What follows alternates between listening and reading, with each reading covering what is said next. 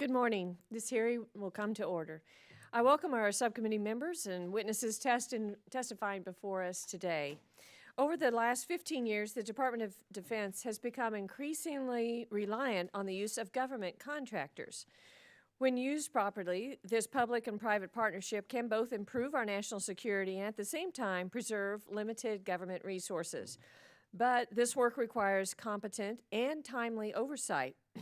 To that end, financial audits of defense contracts can play a vital role in ensuring that expenditures paid by the government for goods and services are fair and reasonable. It also ensures that taxpayers are getting the best bang for their buck. Within the Department of Defense, the Defense Contract Audit Agency, or DCAA, is charged with this critical mission. Today's hearing seeks to learn more about where the auditing process is working and identify any shortcomings with current accounting efforts. I'm always looking for productive ways to improve government performance.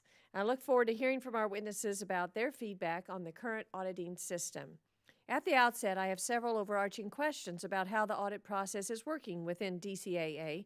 In particular, for years, DCAA has had a significant backlog of incurred cost audits. These audits are meant to identify instances where the government might have overpaid. However, as I understand it, it has been taking an average more than 2 years from the time DCAA receives the information necessary to conduct an incurred cost audit to the date the audit report is issued. These delays can create problems for government contract managers. Their efforts to recover improper costs are slowed. It also means managers do not have important financial information available soon after an expenditure takes place when the information is most important. From a business perspective, this delay can also create economic burdens. I look forward to hearing from our panel of industry experts on how these delays impact the private sector. I also have questions about how efficiently DCAA is performing these incurred cost audits. Although they account for the most significant portion of total costs audited each year, these audits only account for a relatively small amount of reported savings. I want to understand how much these audits are costing American taxpayers compared to the return from that cost. On a related note, I'm interested to hear from our witnesses about how DCAA audit practices compare to what is commercially acceptable in the private sector. Perhaps there are lessons to be learned outside of government that could improve defense contract audit performance. The bottom line is simple.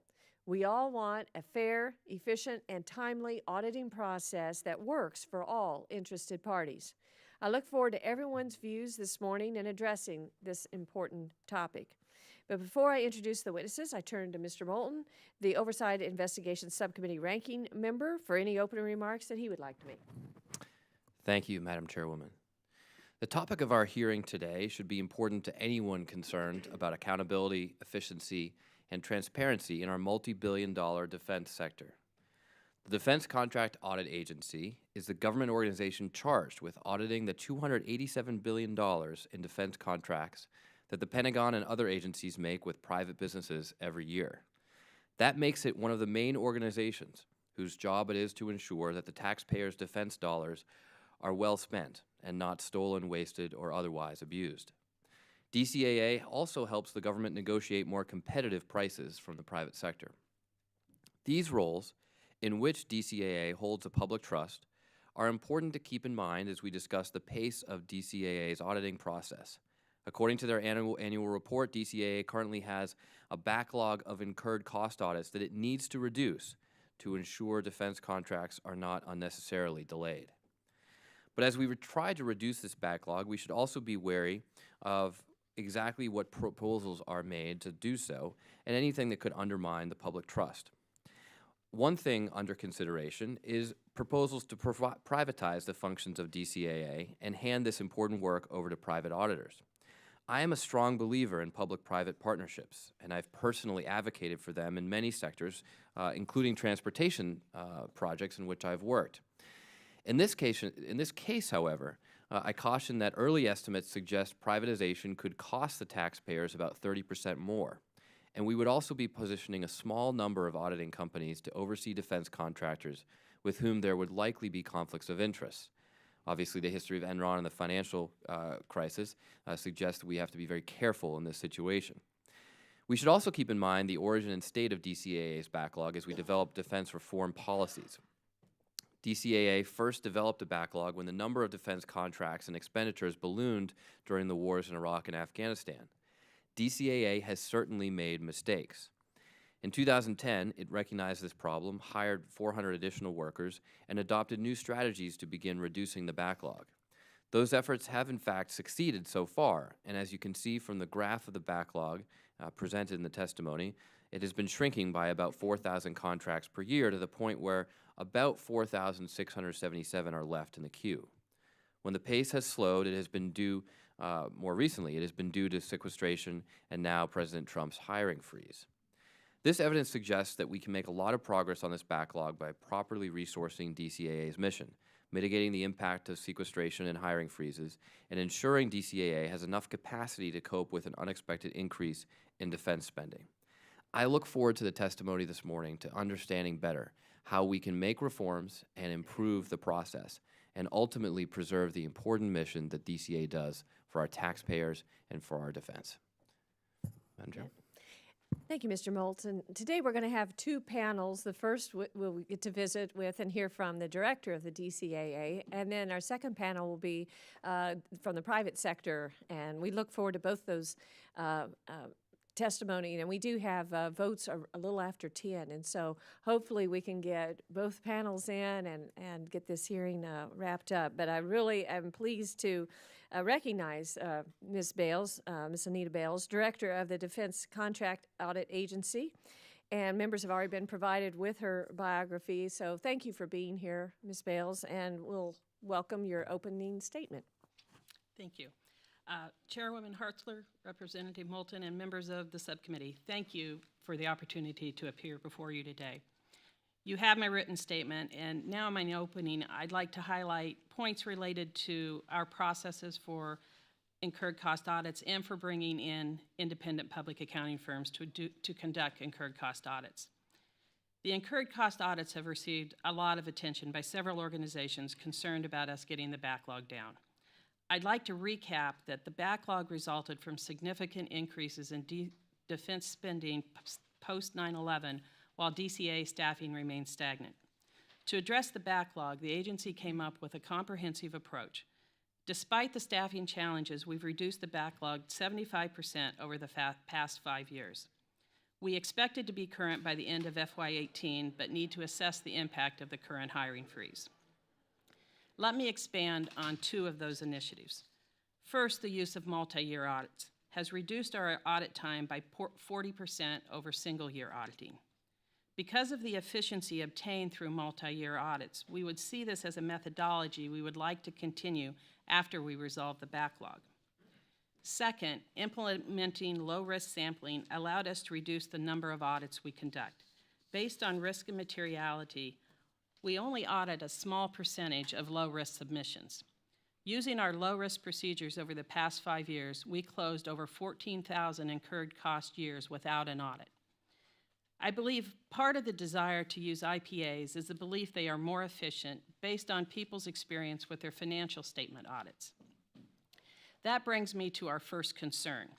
Contracting audit is different from financial statement auditing. A financial statement auditor attests that the financial statements fairly present the financial position of the company in accordance with generally accepted accounting principles, or GAAP. For contract auditing, GAAP standards are only part of the equation.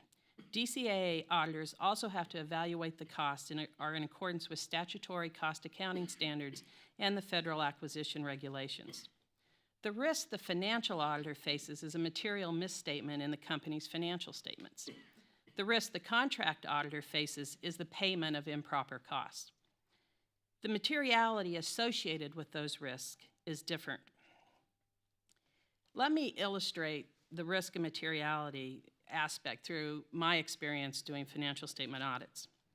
I worked on an audit of a balance sheet, and applying materiality levels, we determined that if a line item wasn't at least $100 million, it was not material and we wouldn't audit it. However, if we had been concerned about making payments, money actually going out the door that shouldn't, no company or government entity would say, it's only $90 million, so that's okay. So that's the difference in the risk and the materiality levels. In addition, many expenses that are acceptable under GAAP are unallowable under CAS and FAR. The contract auditor has to take additional steps to prevent that risk of improper payment. Another challenge IPAs may face that would be difficult to overcome is the efficiencies that DCAA can bring to bear through having the knowledge gained by doing other types of audits for contractors and for having access to all the contractors and subcontractors.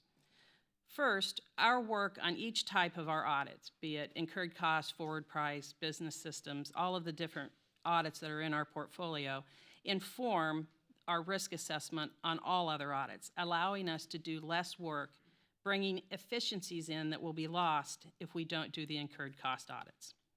Second, subcontracts are a large part of most audits.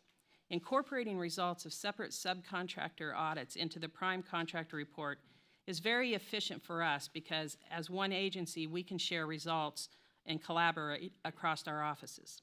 If an IPA were to perform the prime contract incurred costs, the government would have to create new processes to facilitate the subcontract or audits among the IPAs.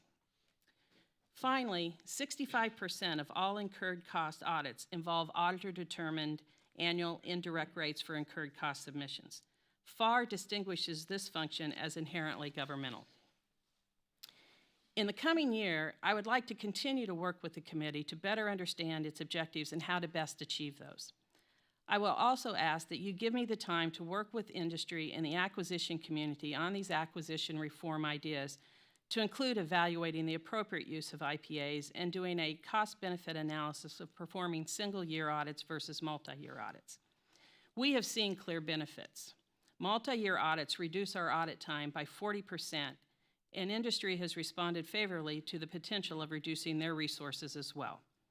I want to better understand any detrimental effects of a 2-year inventory, and I will work with stakeholders to determine the cost and benefits of auditing 1 year at a time.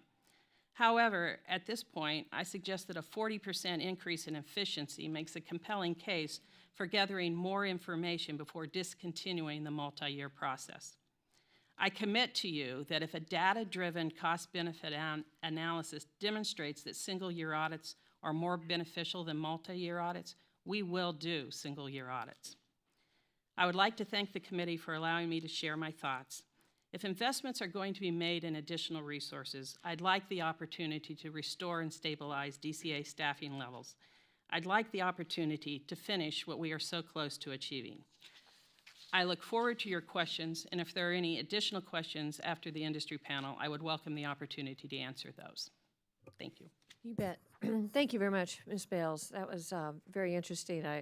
Especially your comments about the multi-year auditing, and that's encouraging, something to look into. You mentioned materiality, and I wanted to hone in on that again. So what is the standard of materiality for DCAA auditors used when conducting? Is it $100 million? You use that example. No, that example I used was, when I worked for the Army, I did financial statement audits, and due to the magnitude of the assets and liabilities on the Army's balance sheet at that time, and that information is dated, $100 million was the materiality level we used. And so if there was an asset on the balance sheet that was less than $100 million, it could be entirely wrong and not materially misstate the financial statements. So that's why we would not choose that line as one to audit. But within DCAA, we don't do a standard percentage because it depends on the risk level of the different cost elements that we look at. We may have a cost element that we have experience with over the years and have not identified any discrepancies or questioned cost. We would look at that. We would make the decision whether we even want to look at that cost segment first, because we do a 2-step risk evaluation. First, which audits do we do? And that gets into like our low-risk sampling, because we've determined that certain companies and their incurred costs are low risk. We don't audit every one. We put them into a sample, and we only do a sample of the low risk. We believe doing the sampling is important because it provides a deterrent effect. If there was the possibility that you would never be audited, what would creep into Sure. the incurred cost. So that's the first step, is deciding which audits to do. And then when we start an audit, we start looking at the risk that involves the different cost segments, be it labor, material, subcontract costs, other directs, and determine where the risk is and decide which elements to audit and to the degree that we audit those. Certain costs are more sensitive, so we would have a lower materiality level on those than we would ones that would flow down and end up not having as large of impact on the overall cost. Okay, very good. So I want to talk about, excuse me, your backlog. You mentioned that a little bit. And so as I understand it, in fiscal year 2011, the total value of the backlog inventory was $414 billion. And in fiscal year 16, the total value in the backlog inventory is $409 billion. So why has the incurred cost backlog not been reduced more in terms of the actual value of the audits that are pending? The dollar value will continue to go up as we get additional incurred costs in every year. Every year we get about 5,000 additional incurred cost submissions. And the dollar value that comes in relates to the dollar value that is being contracted out over the past few years, because we'll get an incurred cost audit that will have the dollars for that fiscal year for all contracts for that company.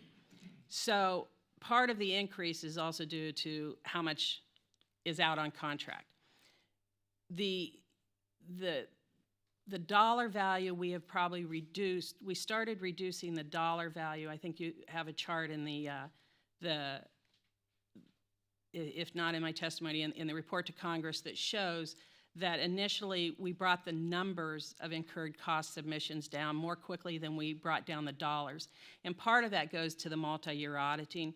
We started with our multi-year auditing on the smaller contractors, so we were able to bring down the numbers of submissions faster than we were able to bring down the dollars. But we have now moved into doing multi-year audits, sometimes upwards of 4 years at our larger contracts, and you now see the backlog of dollars coming down faster. Excuse me. Is it true that DCAA has issued approximately 14,000 low-risk memos to reduce the backlog? Yes, that is true. That's the ones I referred to that we have closed without audit. We do a low-risk memo to close those out. Sure. So how many audits were actually completed during that time? That number is, let me find that one. I apologize for Sure. not having that at the tip. That's all right. We have, I think that number is around 4,000, but I will confirm that and get back to you. Okay. So you completed 4,000 and then just wrote off 14,000. And Well- that's a way to reduce the amount of backlog real Right. quick. But it goes back into the risk assessment of doing that. And, that's one of the things that we hear a lot is, well, you audit everything and you don't consider risk. So as we went into the low-risk sampling, we did take a look at those submissions. And every submission we get in, we do evaluation of the submission to help determine if it should be low risk or not. Okay. So we see what's in there. We also do other audits to say, we've looked at vouchers that have come in. We do interim vouchers, which is kind of like a mini incurred cost. So if we don't have issues that are coming in on those vouchers, that's another reason that we can determine those low risk. So while we haven't done an audit, it's not that we haven't done anything in evaluating that contractor's cost. Very good. Thank you. I've got more questions, but I'll go to other members. Ranking Member Moulton. Thank you, Madam Chairwoman. So, as I mentioned in my opening statement, I think that as we all look at opportunities for Defense Department reform, one of the things that we are taking a serious look at is the role that the private sector plays and can play in the future in functions like this and functions, frankly, across the Department of Defense. There are a lot of places where the private sector is better equipped to do things than the military or than defense civilians, and we've done a lot of contracting out in recent years. But I just want to dive into that a little bit with you to better understand exactly what that would look like here. One of the issues that's been brought up in sort of an early look at this is the potential for conflicts of interest. So can you just explain a little bit more what that means? What kinds of private auditors would be available to do this work, and why there might be this heightened risk? Well, one of the issues that an auditor that a company that would come in and potentially do the incurred cost audits, they could not audit any company that they do any other work for, because they would then be making a determination on their own costs, because their own costs would be part of what is in that contractor claims. There's also the issue potentially of proprietary data. One of the things that our contractors are very concerned about is who sees their proprietary data. And I think this would be a question that industry would have to answer is how comfortable are they with sharing their proprietary data with folks that may be auditing their competitors. And obviously we audit the competitors, but our purpose is But I guess very much why- into the government interest. Right, sure, but there are a lot of there are thousands of companies. There are plenty of auditors out there. Why is the issue that they'd be potentially auditing their competitors in this situation, whereas that's not the case in another typical industry? And I think that gets down to the level of proprietary data. As one of the things that we find with our contractors is they are very trusting and know that we take care of very sensitive data in terms of their price relationships and cost relationships and what they charge different customers. We've had a situation with one contractor where they were comfortable giving us the information, but it was very controlled, and we had to make a judgment on that. They didn't really even want to share that information with the contracting officer. So I think that's the difference between sharing contract auditors that might do their financial statement audits, which is very public information, versus doing audits that are in the contract arena, which has that very sensitive proprietary data. Well, what are the private companies that could do this kind of contract auditing? I would assume that the folks that are going to come in and look at this would be, all of the public accounting firms. I think you'll have to look at the different sizes that would, some of the smaller ones would not be able to probably absorb an audit that relates to the really large contractors. I don't know in terms of the large contractors if they would really be able to come in and do this type of work, or if it would conflict them out on other audits that they do. Okay, but the important thing to understand is that from your, at least in your estimation, the big public accounting firms would have the capability to do this. They would. Okay, even though it's different than the sort of typical Right. financial statement accounting. Okay, that's very helpful. When we're talking about the backlog, there's obviously some concern across DoD with the hiring freeze and the impact that's having on the work.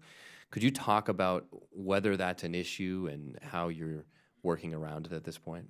It is absolutely an issue for us because we came into FY17 lower on our end strength than we needed to complete the work years that we had planned for this year, and we were under a hiring freeze in FY16 as the result of the 2016 NDAA that didn't allow us to do work for non-defense agencies, so that lowered the reimbursable dollars that we have that fund about 10% of our workforce. So we had to go into a hiring freeze to accommodate that reduction in funding in 16. So we entered 17 very low, and we wanted to hire back that loss from 16 as well as our normal attrition. We were planning on hiring about 100 people a month, and we started doing that in the first quarter. It got turned on a little slower. Right now we aren't in a hiring freeze, or we are in a hiring freeze, so we haven't been able to hire that in January, February, March, and still not hiring to date. So we're really getting behind the power curve on our ability to execute the work years that we need to this year. And the later we hire in the year, at this point, there's probably no way that we can hire enough to complete the number of work years that we need to this year. Okay, Great. Thank you very much. Thank you for being here, Madam Chairwoman. Thank you. Mr. Scott from Georgia. Thank you, Madam Chair. Ma'am, you have to forgive me. I did not receive the testimony until 9:30 last night. I apologize. When was the testimony due? It was due 48 hours before, and quite honestly, as it went through the approval process, it got kicked back to us. And the approval process, that's through OPM. It's through our Pentagon and then over to OMB. I'm sorry, OMB is what I meant. Madam Chair, I hope we'll start taking note of when we actually receive testimony. Yes, It absolutely. makes it very difficult to do the job when you don't have the testimony prior to the meetings. We were pushing as hard as we could. I understand, ma'am. But there's a breakdown in management there that has to be fixed for us to do proper oversight. I don't blame it, and understand this. I don't blame you for it. It's seems to be habit in most of our agencies today. Second, I'll tell you, I think you're exactly right. If you have a threshold of $100 million, I think you're going to have an awful lot of stuff stop between 85 and 95 million dollars. So I hope you'll continue to audit it. One thing I would also encourage that we never do is something in the auditing that has been done in healthcare, which is what is called RAC audits, where auditors are actually paid a commission instead of a fee. So my question for you, though, is how do you measure success? What are the most important metrics, in your opinion, to evaluate your agency's performance? So one of the things we obviously do is report our return on investment. I think that's important for our investors or taxpayers through Congress to know what they're getting for the dollars they spend on us. And currently in FY16, our return on investment was 5.7 to 1. And I will say those are actual realized benefits and dollars that don't go out on contract or money that we get back in through our incurred cost audits. One of the things that we learned back in 2007, 2008 is you have to have a balanced set of metrics, because if you only measure like production, then you forget about quality. Or if you only measure return on investment, you may start doing things that drive unintended behavior, and we don't want to do that. I know one of the rumors or myths out on the street is that our auditors get appraised for finding dollars. None of our auditors in any of their performance standards say you get X amount of dollar savings and you're going to get an exceed, you're going to get an award, you're going to get anything like that. What we measure our auditors on is that they do quality audits that meet the standards and that find what is appropriate. One of the things that we do is we measure the amount of exceptions that we find on an audit, which is how many dollars do we question. But then we also balance that with how much do we sustain, because we don't want our auditors just questioning costs because it looks good to question. You have to have that balance of how much do we sustain. So that's what we look for is measuring, getting balanced measures. Part of it is dollar return. That is what, obviously we look at is making sure we do fair and reasonable prices, and that's very easily measured in dollars. We also look at how our timing. So obviously the incurred cost backlog is not a good story as we look at our timing metric, but as we look at our forward pricing and we've brought down our elapsed time on that. We've brought down our elapsed time on most of our audits, and we also look for forward pricing as meeting what we promised the customer. Can I ask you, you're obviously you're auditing things that happen on our bases and equipment that we purchase. Right. Are your auditors actually on site at the base permanently, or do they simply go in? So our auditors requested? they go into the contractor facilities and do the audit versus doing the audits on base.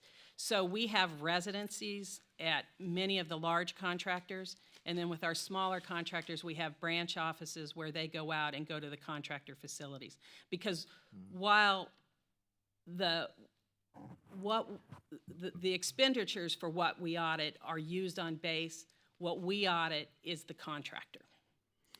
Thank you for your testimony, ma'am. I'm out of time, but I do wonder if maybe it would be better to audit at the base level. Would be a question. If we have time, I'll come back to. But I yield the remainder of the time that I'm out of. Well, thank you, Mr. Scott. Mr. Schwazi. Director, thank you so much for your time today. What would you say that your main job is to try and root out waste, fraud, and abuse in the Department of Defense?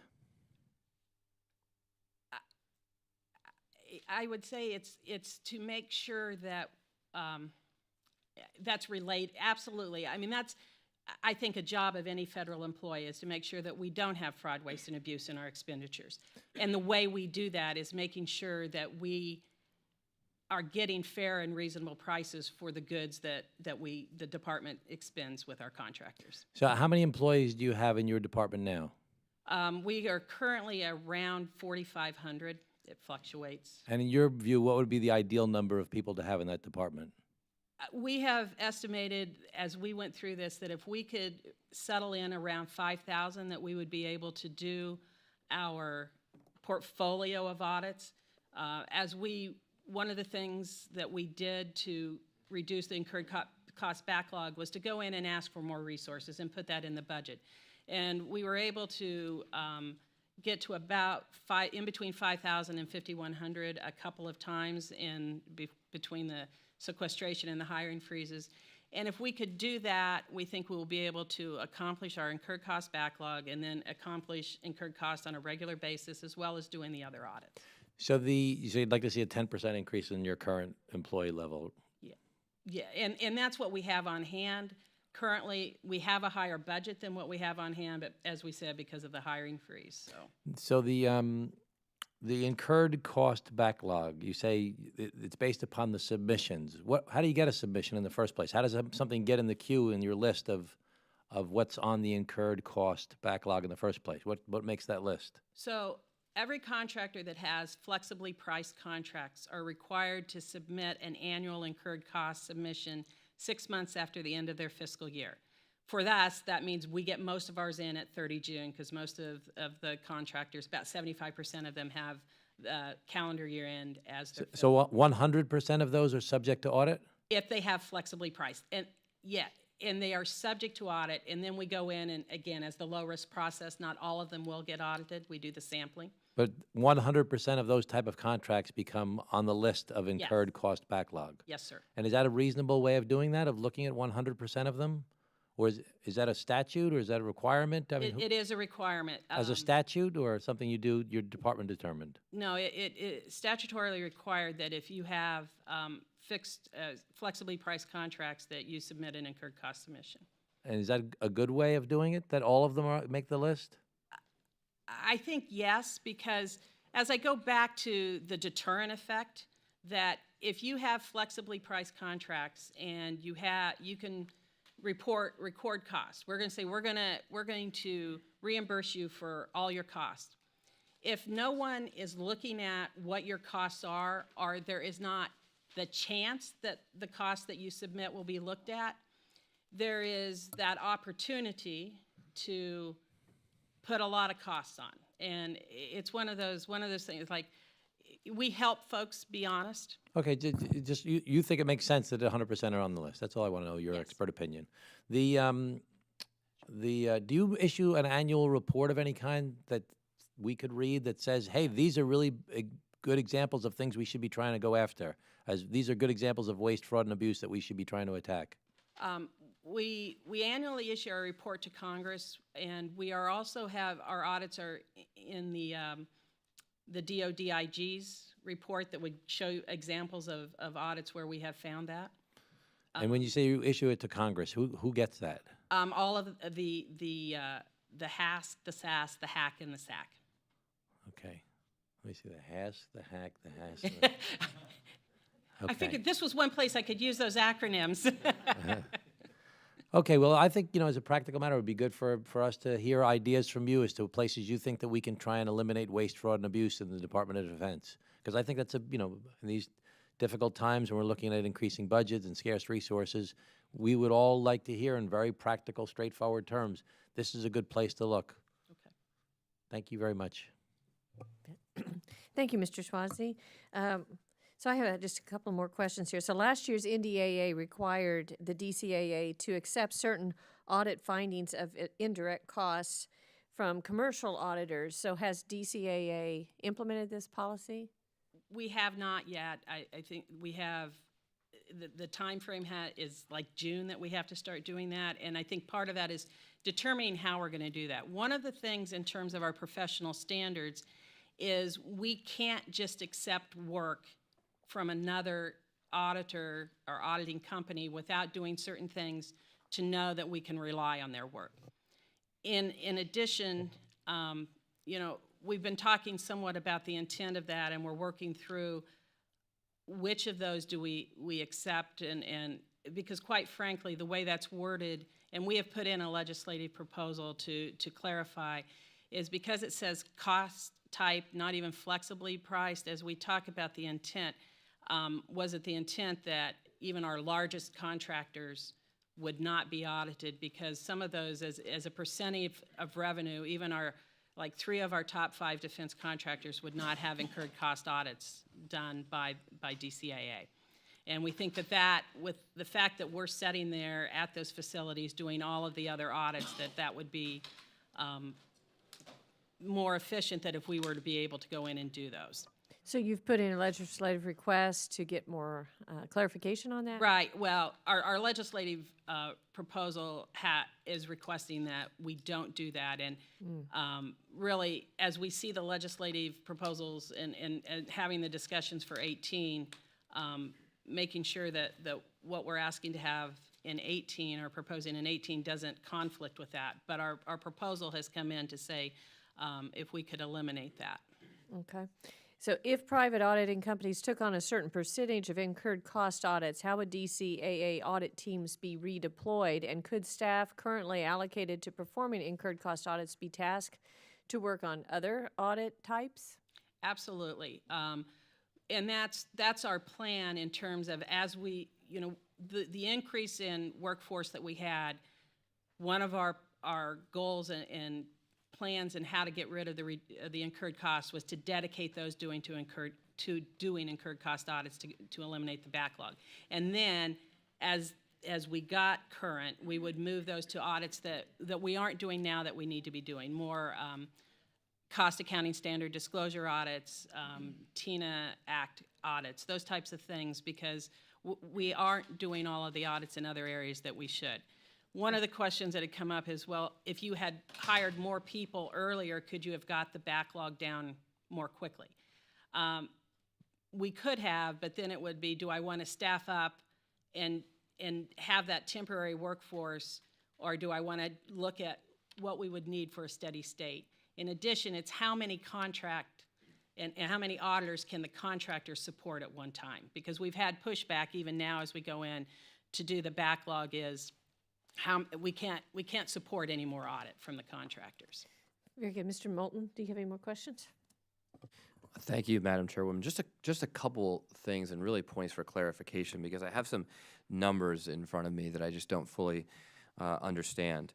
The first question is just about the average time it takes for an incurred cost audit to be completed, because I see one number of 883 days. In some instances, we have 124 days. Can you just speak briefly to that discrepancy?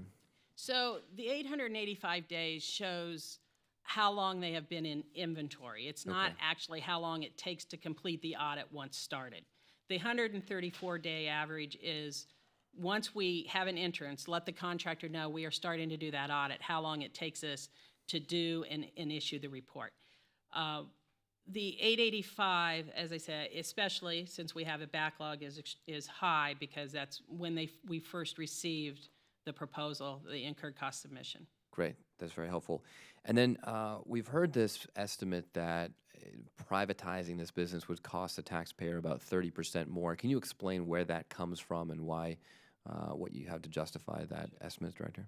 So we looked at that, and just trying, we did a very simple comparison of saying that compare our hourly rate compared to the GSA schedules for companies that would be probable contenders in here.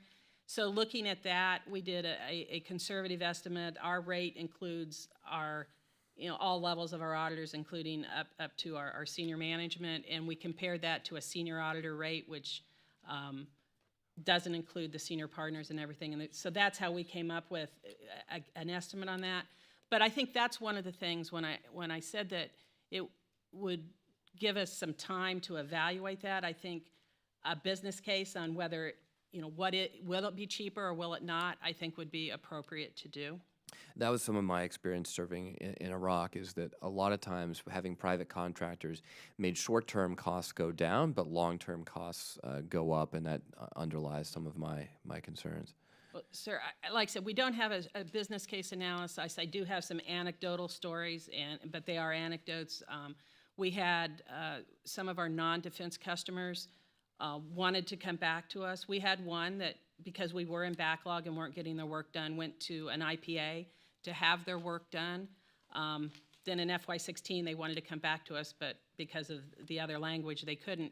But they wanted to come back to us. One of the reasons was because the contractor doubled their price in the second year. So those, I think, are some of the concerns that if we could do and have the opportunity to work to do a good business case analysis could be evaluated. Okay, thank you, Director. And then just one other quick question. Mr. Scott brought up this issue with the testimony. Can you just describe in a little bit more detail what the holdup is with OMB? Is that's where it got held up? Is that right? They passed it back for some language. Were these political considerations, or what was going on? They thought we were, because we talked about potential legislative acquisition reform legislation, and because they had not been aware of legislation, they were concerned that we had not went through them on legislation reform and proposals, and so that could have been, I said the word legislation instead of that we're here to talk about ideas for potential reform. Okay, well, I would hope in the future that we would be able to, we would certainly value your feedback on legislative proposals. After all, we are legislators, and we're here to hear your views and opinions, and so hopefully that will be not an issue in the future. Director, thank you very much. Madam Chairwoman, I yield back. You bet. Well, thank you, Ms. Bales. We appreciate you being here today, and so this will conclude the first panel, but we appreciate that very much. And I'd ask the second panel now to come to the witness table.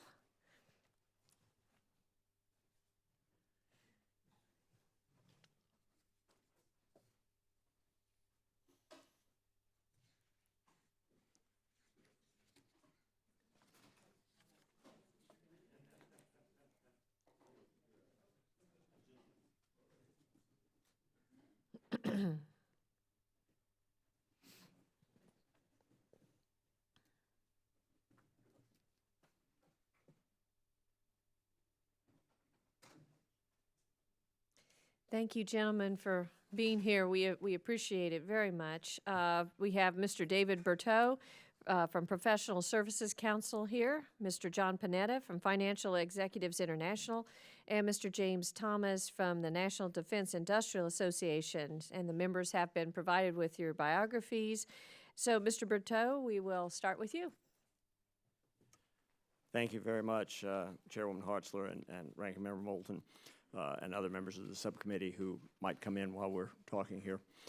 We really appreciate the opportunity to testify this morning on behalf of the 400 members of the Professional Services Council. These are all government contractors who fall into the category of both being audited and some of them being potential third-party independent providers for services being discussed here this morning. Your invitation letter asked us to discuss evaluating the defense contract auditing process, and as part of that discussion, my written statement includes a number of specific recommendations as well as some criteria that we think are useful to you, and I would ask that my full written statement be incorporated into the record this morning. I'll just highlight a couple. So ordered. Okay. For efficiency and effectiveness, we certainly endorse the idea that the government needs good, timely auditing, and proper accounting practices. They've actually got pretty good guidelines out there to do it. I brought with me this morning the last printed version of the DCAA Contract Audit Manual. This roughly 4,000 pages gives very good guidance on how to do contract auditing. It also, I think, illustrates the complexity of the process and part of the reason why it might take a while. So I just bring those along so that you can get a see. These issues, though, have been with us for a long time. It's not just a result of increased defense spending in the aughts. You know, and the questions are clearly, how do we protect the government's interests in a timely and cost-effective manner? How do we do this without excessive burden on the system, both the contractors and the program offices that manage those contractors and the contracting officers? How do we focus on getting the best and most useful results? And how do we use contract auditing to support better contracting and better program management? Because auditing is not an end in itself, it's a means to support the execution of government missions and the achievement of government objectives. The private sector has these same issues, those same questions, and they've made great progress over the years in applying innovative processes and automated tools. And there's some examples that I would be happy to go into during the questions.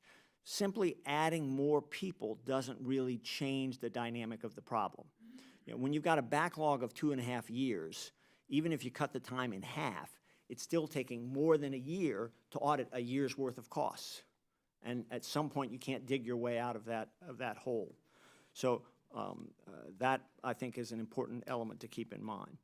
Many of the functions performed by DCAA that we've talked about this morning should, in fact, only be performed by government employees.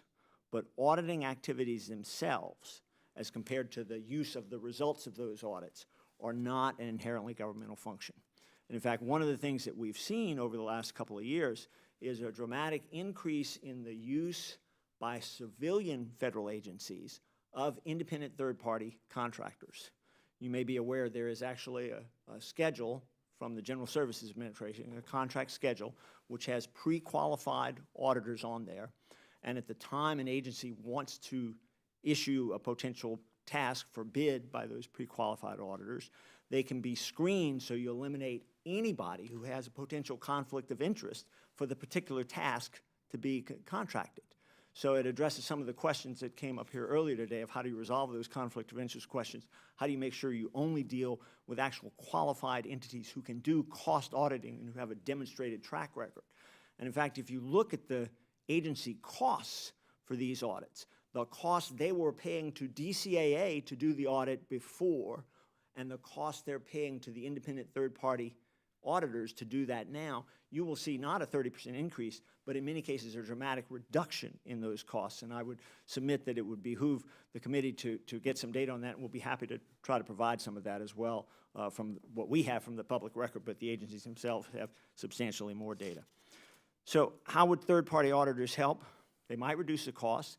They might reduce the backlog. They would certainly help address the question that Ms. Bales raised of, I want to increase, but I don't want to increase a permanent staff. I want to be able to meet my surge requirements and then come back down to a steady state. This is exactly where you use contractors, is to increase that surge capacity and then draw it back down. I was really wanted to associate myself with Mr. Moulton's comments about what you saw in Iraq in terms of sometimes the short-term costs went down, but the long-term costs went up. I had the privilege in 2007 of being a member of the Gansler Commission that looked at contracting in Iraq and Afghanistan, and then later had the opportunity in DOD to be overseeing the policy associated with that.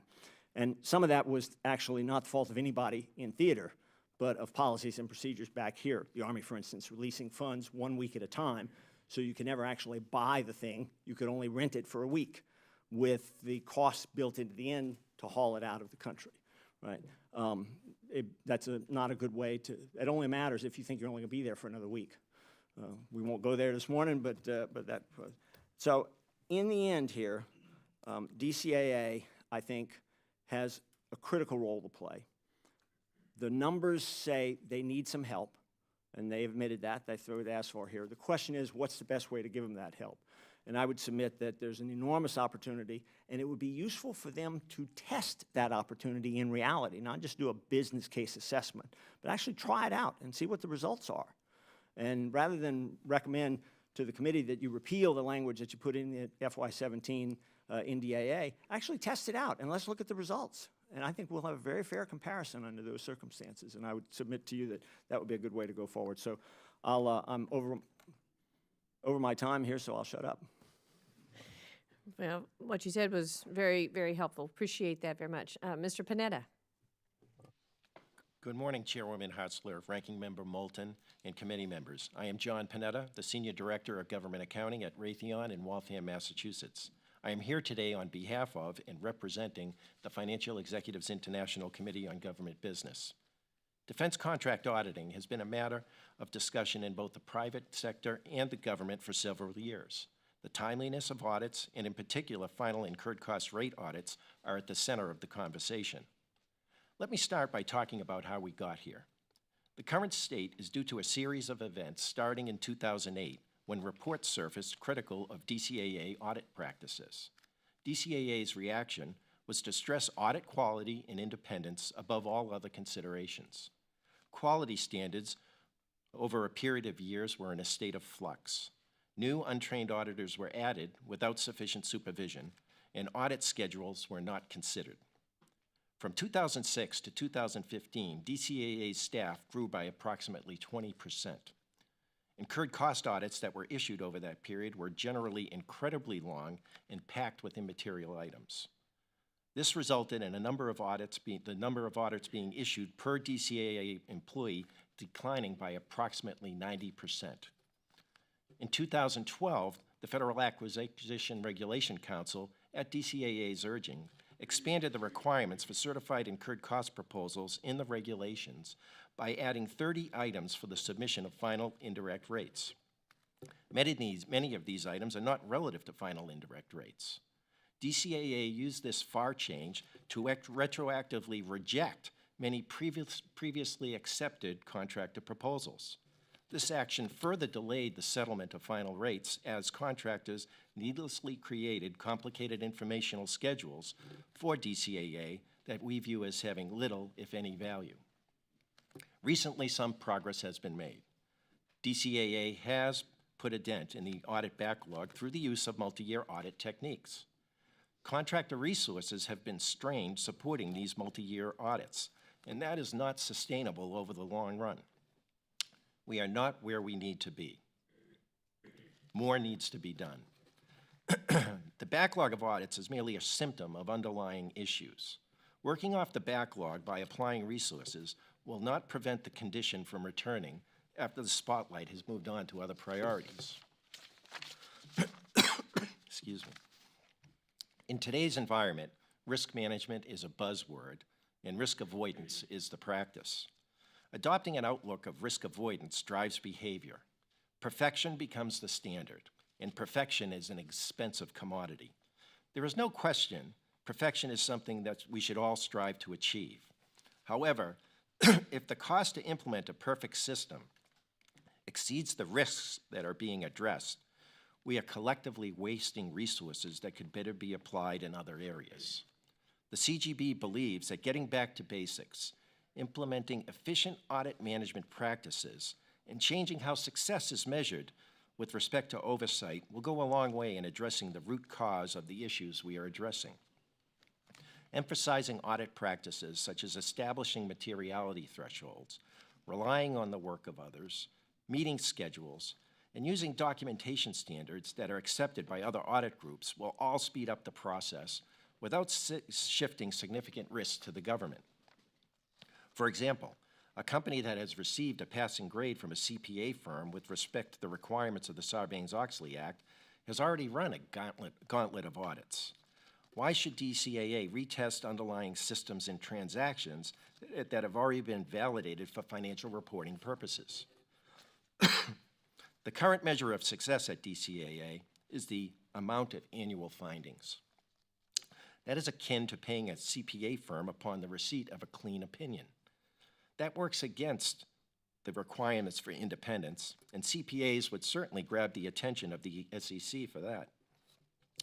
This measure creates churn in the acquisition process. There are a number of examples where DCAA's implementation of the FAR to generate those findings resulted in legal disputes overturning their positions. This again wastes both the government and contractor resources.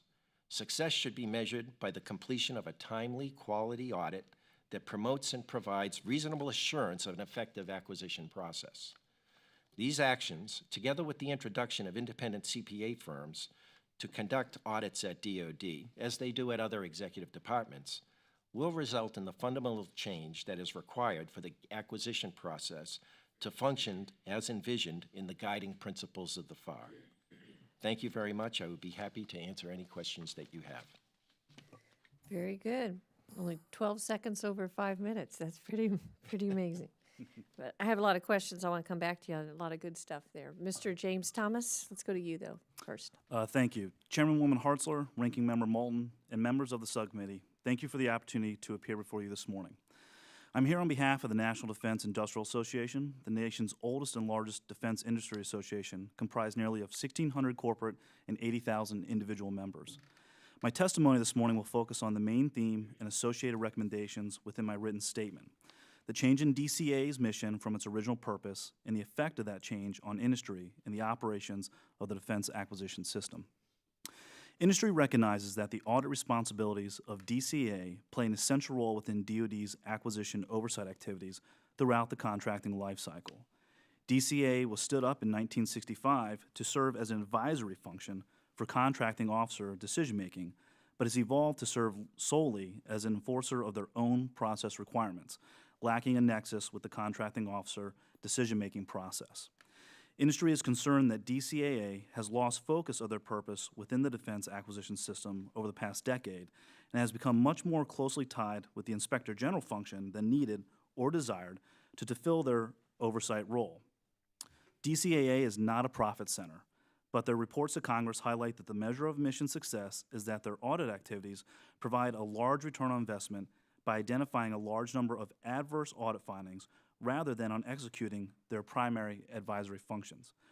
We also question whether the agency can inherently be truly independent and objective in their audit responsibilities while continuing to emphasize success based upon questioned costs and return on investment. Auditing is process-based, not outcome-based. DCAA asserts that their return on investment to the taxpayer in FY15 was $4.80 per dollar spent. Unfortunately, that value computation does not accurately measure all costs to the acquisition system and contractors. These costs include, but are not limited to, delays in contract closeouts for the government, legal disputes, and records retention for industry. Another cost driver for industry occurs through the misunderstanding of the concept of materiality as expressed in the work product and inconsistent judgment of DCAA auditors. As it pertains to business system, contractors incur high costs to achieve perfection in internal controls to avoid any allegations of deficiencies rather than achieve controls that provide reasonable assurance.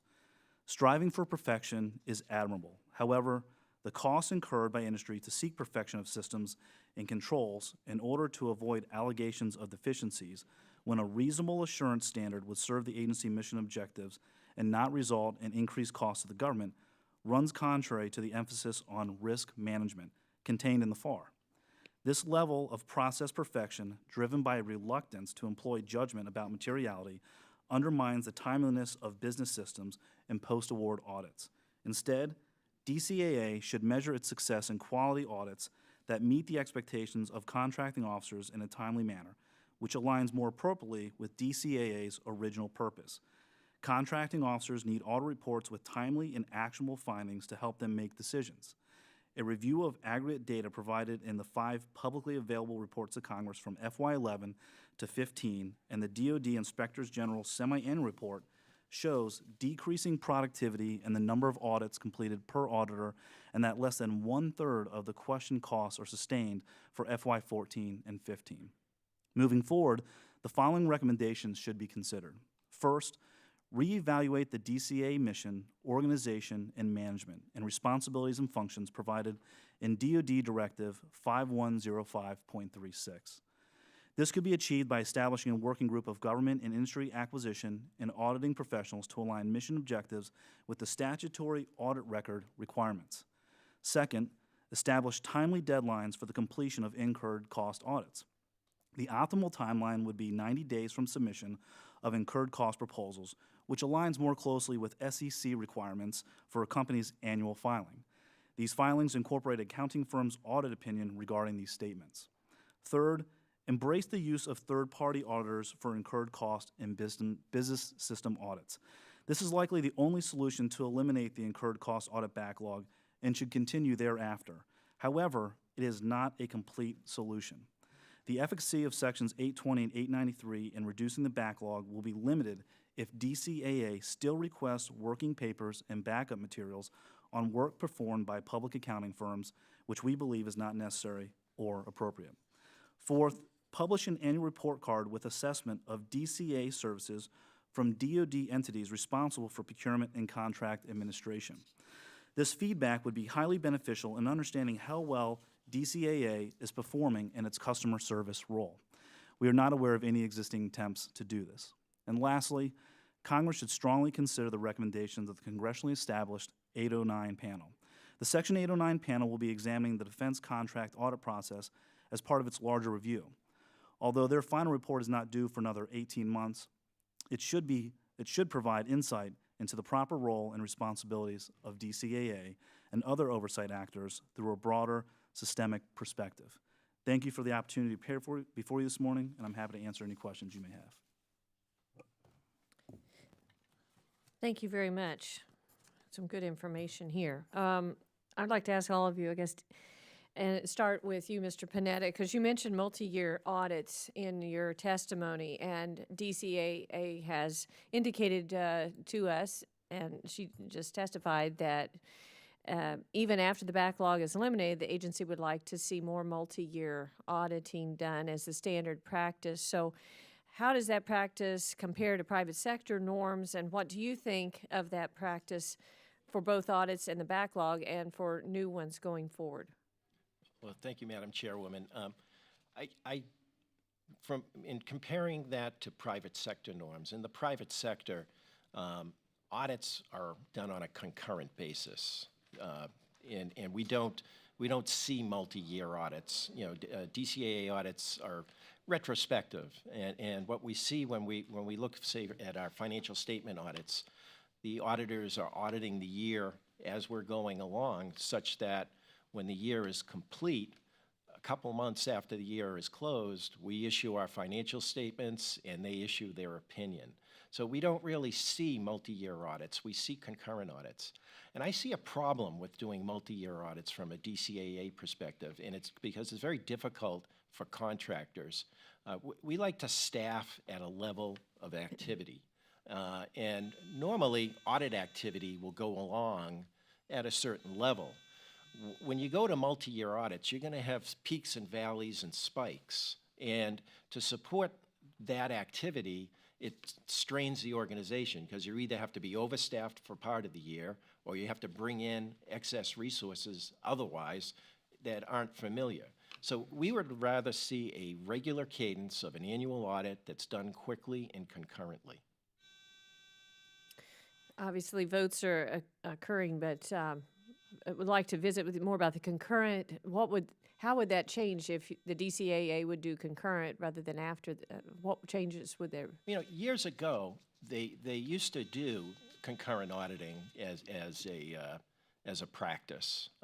They would roll it out, and what would happen is, as the year would go along, they would test particular accounts as costs were incurred, and contractors would, say, make adjustments as they found things, such that when the year was over, the audit work was complete, the findings were known, and the contractors could actually make the adjustments before we made the submission, such that, I mean, that to me would be nirvana, in that when you make your submission 6 months after the year, it's already been audited in terms of the underlying information, and adjustments have been made, and you're done. I mean, that would be a great goal to try to achieve. Sure. Yes, Mr. Madam Chairwoman, if I could add one thing to that, the value of multi-year is only there if you have a substantial backlog that goes back a number of years. Mm-hmm. We have some examples of third-party independent auditors for civilian agencies that are current through fiscal year 15 and soon current through fiscal year 16. And so there's no need for a multi-year audit if you're up to date. And I think that should be the objective that we want to achieve. Even if we can't go to nirvana, we can at least get partway to currency. Yeah, that's good. I'll go ahead and shift to Mr. Moulton. Thank you, Madam Chairwoman. So just to hone in on that for a second, the director just testified that she would be completely open to moving to single-year audits if a cost-benefit analysis showed that they would be more effective. I mean, do you agree with that assessment? I think a level playing field assessment, particularly if you tested it with real-world experience and try it out, would produce the kind of results that she would be comfortable with and we would be comfortable with. And Mr. Panetta, would you agree with that as well? A single-year audit would certainly make more sense to me. Well, that's not what I asked. I asked if you would be open to having a cost-benefit analysis determine whether a single-year audit or a multi-year audit is more effective. Well, certainly, more information and understanding is always something good. So, data-driven decisions always work out best. Okay. Mr. Thomas, what's your opinion on this? I agree with the other two members. Having a multi-year process is really not ideal for a standard practice. Certainly, it's a benefit to address a backlog, but most of our members agreed that that's okay for that purpose. But as a standard practice, having concurrent and timely audits is more ideal.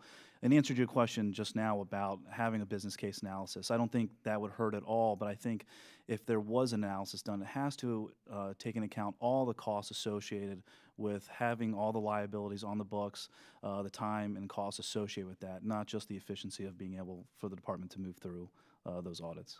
Thank you. And Mr. Thomas, in your testimony, you cited the fact that DCAA talks about the ROI for taxpayers, the dollars that it recovers.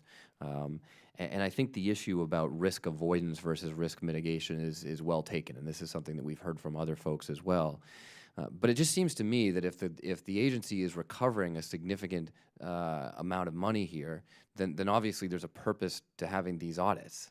I mean, there's clearly some waste, fraud, and abuse going on. Do you disagree with that? I don't disagree entirely. I think, though, we have to draw a distinction between waste, fraud, and abuse and finding certain unallowable costs or things that can be easily addressed. Most companies want to comply. They want to be able to be audit ready and have these done in a timely, efficient manner. And when you look at the purpose of the DCAA, it is really for an advisory role to the contracting officer to make a final determination of price reasonableness and understand that risk assurance. That's really separate from the role of an IG. Certainly, you can identify where they blend together. Obviously, you're identifying issues with an audit, but the purpose really shouldn't be to identify that. That's why you have a separate entity. It really should be to work with the contractor through the audit process, identify those issues, make the appropriate changes, and move on so that the contracting officer can make a determination in a reasonable amount of time. So we have to wrap up, but just real quickly, so I understand here, if you agree that clearly there's a role for auditing in the Department of Defense. I mean, we have the Secretary of Defense now saying, we should audit the entire department, which is something I think we on the committee all agree with. And yet you say the mission, there's sort of been some mission creep here or whatever. Look, I don't accept the premise that just because the mission in 1965 is different than the mission today, that therefore it's wrong. I mean, the mission of the Marine Corps that I joined is not the same today as it was in 1775. So that can evolve.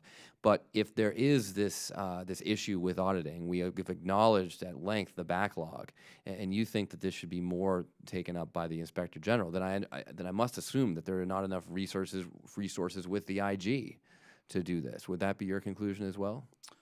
Not necessarily. I don't know that the two roles are the same in audit. And first, I do agree absolutely that it is an essential part of the government, particularly DCAA, to be able to audit as part of the internal control process of the acquisition system.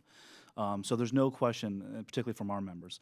But I believe that the Inspector General has a different purpose in identifying abuse, whereas the auditor's financial, going through the audit to find risk assessment with the rate sustainment is very different, and that's really, again, just more of an advisory function for the contracting officer. Well, there's a certain way to look at it, which might be oversimplistic, which is that there's a difference between outright fraud and abuse versus just getting the best price.